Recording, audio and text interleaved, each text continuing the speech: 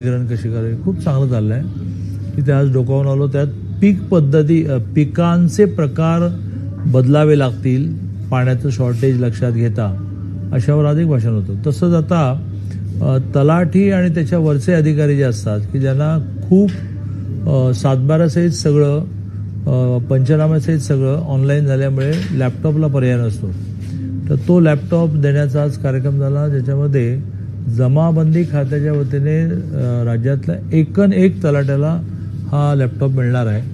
आपल्या जिल्ह्याला जवळ 350 मिळाले, त्यातले मिरज आणि सांगलीचे मिळून 53 लॅपटॉप देण्याचा कार्यक्रम आता झाला. गेल्या काही दिवसापूर्वी अवकाळी पावसानं झुडपलेलं होतं, त्यांचे पंचनामे करण्याचे आदेश दिलेले आहेत. पंचनामे देण्याचे आदेश दिले, पंचनामे वर पोहोचतील, सरकार नुकसान भरपाई देणार. यावर्षी अवेळी पावसामुळे दिलेली नुकसान भरपाई 32,000 कोटी आहे. इन्शुरन्स वेगळा, सरकारने दिलेली नुकसान भरपाई 32,000 कोटी आहे. कारण अवेळी पाऊस गेल्या मे महिन्यात पडला, मग अतिवृष्टी ऑगस्ट सप्टेंबरमध्ये झाली, सगळी पिकं काढायला आली आणि पाऊस झाला, घरं पडली, जनावरं वाहून गेली. त्या सगळ्याची नुकसान भरपाई ही सँक्शनही झाली, मिळाली, पण त्याची किंमत जमिनी खरडवून गेल्या, ती 32,000 कोटी आहे. आताही सगळा हिशोब करणं चालू आहे.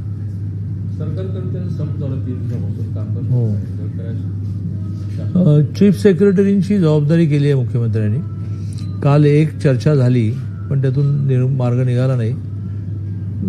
इतक्या मोठ्या संख्येने तो संप आहे की फार वेळ चालणार नाही. त्यांच्या मागण्यांचं समाधान काही लगेच मान्य होतील, काही कालावधी मागितला जाईल. गोविंद पानसरेने 37 वर्षापूर्वी पुस्तक लिहिलं होतं शिवाजी महाराज कोण. यावरून संजय गायकवाडने जो प्रकाशक आहे त्याला धमकी दिलेली आहे, फोनवरून शिवीगाळ केली. कोणी? संजय गायकवाड आमदार. मला विषयच माहीत नाही, म्हणजे काय, म्हणजे का त्यांनी शिवीगाळ करावी? आता त्यांना साक्षात्कार झाला म्हणून एवढ्या दिवसांनी की चुकीचं पुस्तक लिहिलं. संजय गायकवाडांना साक्षात्कार झाला? 37 वर्षापूर्वीचं पुस्तक होतं ते. आता त्यांनी ते शिक्षकाला फोन करून ऑडिओ क्लिप जी व्हायरल झालेली आहे, त्याला दमदाटी दिल्या, शिवीगाळ दिला, त्याला घरात येऊन मारतो म्हणून पण सांगितलं. नाही, मला काही कल्पनाच नाही. बारामतीची निवडणूक पार पडते, तुमच्यावर जबाबदारी होती, काय सांगाल? मी एक पूर्ण दिवस जाऊन आलो. आमची एका विधानसभेची रफली 4 मंडल असतात, एव्हरेज 100 बूथची. ते 4ही मंडलांचे चांगले मेळावे झाले. तिथे मी ही मांडणी बूथ प्रमुखांबरोबर केली की जरी काँग्रेसने फॉर्म विड्रॉ केला असला आणि कुठलाही राष्ट्रीय पक्ष किंवा पक्ष चिन्हवाला नसला तरीही तुम्ही गांभीर्याने निवडणूक घ्या आणि जरी बिनविरोध झाले नाही, कारण 23 उमेदवार राहिले रिंगणामध्ये, तरी विक्रमी मताने विजयी झाला आहे असं तरी करा. आणि लोकांमध्ये खूप उत्साह होता. नंतर देवेंद्रजींची पण सभा झाली. माझ्या आधी राज्याचे अध्यक्ष रवींद्र चव्हाण जाऊन आले, चंद्रशेखर बावनकुळे जाऊन आले, मग देवेंद्रजींबरोबर का आधी पंकजाताई जाऊन आले, राजेश पांडे जाऊन आले. असं आम्ही सहयोगी पक्षांमधला एक महत्त्वाचा पक्ष, त्यांची निवडणूक, विशेषतः स्वर्गीय अजितदादांच्या निधनानंतरची पोटनिवडणूक, स्वतः त्यांच्या पत्नी उभ्या आहेत, त्यामुळे खूप गांभीर्याने घेतली.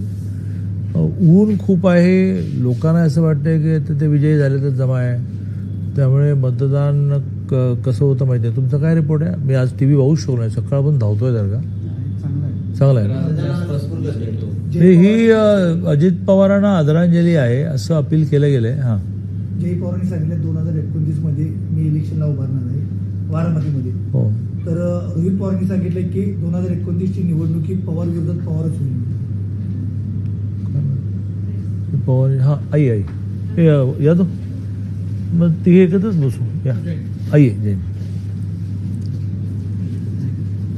कोणी बघितलं 29चं? हां, आता हे इराण विरुद्ध इस्रायल युद्ध होईल आणि ते इतके दिवस चालेल, हे कधी आठवड्याभरापूर्वी 15 दिवसापूर्वी कोणी सांगितलं? एवढं मोठं युद्ध कसं होईल? ते झालं. मग काही जण म्हणाले की अरे 2-4 दिवस टिकेल. झाले का? ते मला 3 महिने झाले होते. त्यामुळे 29ला काय होईल काय माहिती. कारण सिलेंडर मिळत नाही, व्यावसायिक सिलेंडर पूर्णपणे बंद झालेला आहे. त्यामुळे अनेक ठिकाणी हॉटेल पण बंद आहेत, त्यातलं घरगुती गॅसवर आपण कॉन्सन्ट्रेट केलं, कारण नाहीतर घरी 2 वेळेचं जेवणच बंद व्हायचं.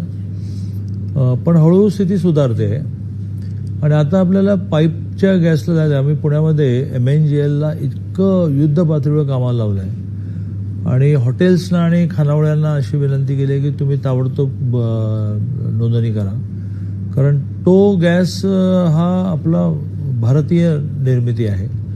हे LPG हा बाहेरून आणावा लागतो, बाहेरून आणावा लागतो की तो असं कुठेतरी आपण अवलंबून राहतो. पण आता तरी काही दिवस असे जाते, पण थोडं थोडं रिलीज व्हायला सुरुवात झाली आता.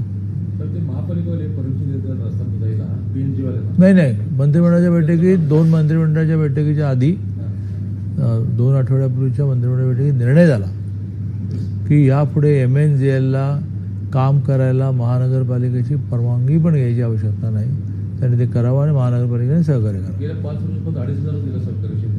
5 वर्षात ना, आता तुम्ही स्पीड बघा.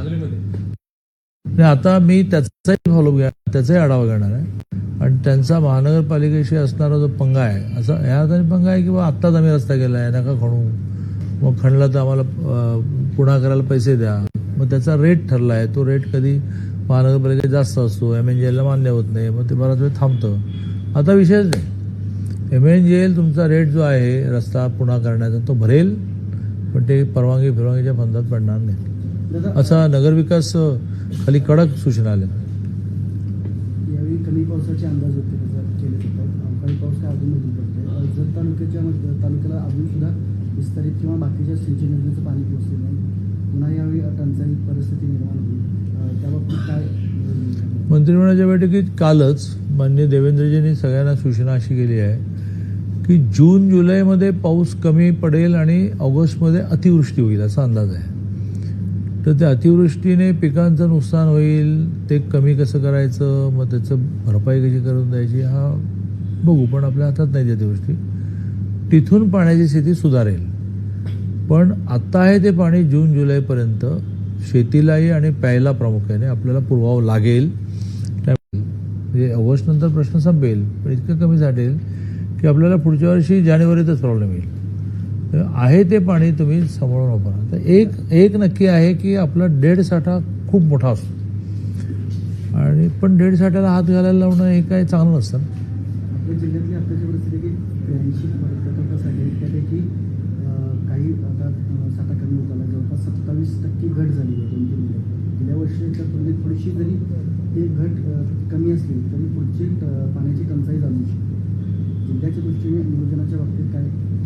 इरिगेशन डिपार्टमेंटने अतिशय सिस्टमॅटिक प्लॅनिंग केलं आहे, त्यामुळे आत्ता एखादं पाणी हे पिकांना सोडण्याचा विषय मे एंडला बहुधा येईल, पण तोपर्यंत सुद्धा बाष्पीभवन किती झालं आहे आणि लेवल आहे की नाही हे बघूनच निर्णय होईल. त्याची एक वेगळी कमिटी असते, ती सगळ्या प्रकारचे आढावे घेऊन अंदाज घेऊन मगच निर्णय करते. नवीन जिल्हा पोलीस प्रमुख आलेले आहेत. हो, महिना बरा गेला होता, पण हा महिना जरा पुन्हा क्राईम रेट.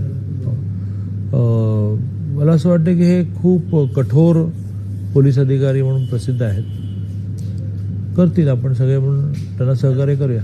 त्यांना अनुसरून संघटित गुन्हेगारीला आळा घालणं गरजेचं आहे, कारण टोळ्यांच्या माध्यमातून आता आमची तिघांची नवीन आलेल्या कमिशनर महानगरपालिकेच्या महापात्रा, हे आलेले SP आणि कलेक्टर, त्यांचे मीटिंग म्हणता येणार नाही कागद पेन घेऊन, पण थोडं काय करायचं, कसं करायचं, कोऑर्डिनेशन कसं राहिलं अशी मीटिंग आहे आता. ओके, चला.